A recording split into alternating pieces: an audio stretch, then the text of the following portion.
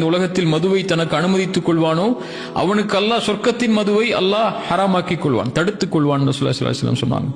3 முறை ஒரு மனிதனுக்கு வாய்ப்பு கொடுக்கப்பட்ட பிறகும் மதுவை மீண்டும் மீண்டும் அவன் அருந்தி 3 முறை பாவ மன்னிப்பு கேட்டதற்கு பிறகும் மதுவை அருந்தினால் அல்லாஹ் நரகவாதிகளுடைய ஷீலை அவனுக்கு கொடுப்பதற்கு அல்லாஹ் தன் மீது கடமையாக்கிக் கொள்கிறான் ரசூலுல்லாஹி ஸல்லல்லாஹு அலைஹி வஸல்லம் சொன்னாங்க. ஏன் அப்படின்னா, மது ஒரு சமூகத்துக்குள்ள நுழையுதுன்னா அந்த சமூகம் அழிஞ்சிரும். எதுல அழியும்னா நோக்கத்தில் அழிஞ்சிரும். அந்த சமூகத்துக்கு ஒரு நோக்கம், ஒரு குறிக்கோள், ஒரு லட்சியம், ஒரு நீதிக்காக, ஒரு அநீதத்துக்கு எதிராக போராடக்கூடிய எந்த குணமும் அவனுடைய உள்ளத்தில் இருக்காது. எதுக்கு வாழ்றோன்னே தெரியாம ஆயிடுவான். அதனாலதான் அல்லாஹ் குர்ஆன்ல சொல்லும்போது வலா தகூனு கல்லதீன நஸ்ஸுல்லாஹ் ஃபஅன்ஸாஹும் அன்ஃபுஸஹும் உலாயிக ஹுமுல் ஃபாஸிகூன். கரெக்ட்டா? உலாயிக ஹுமுல் ஃபாஸிகூன். நீங்க அல்லாஹ்வை மறந்தவர்கள் ஆகிராதீங்க, ஆயிட்டீங்கன்னா உங்களையே நீங்க மறந்துடுவீங்கங்கறான்.